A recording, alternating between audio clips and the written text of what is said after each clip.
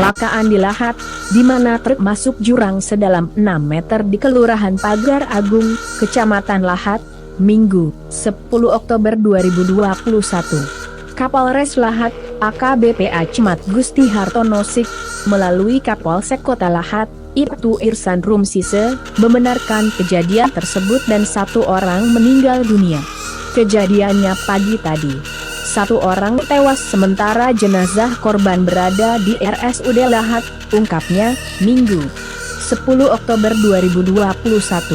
Kronologi truk jatuh ke jurang di Lahat, bermula saat Sahror bersama rekannya berjalan dari Poligon Palembang menuju PT Bania Rahmat Utama Kecamatan Gumai Talang, Lahat.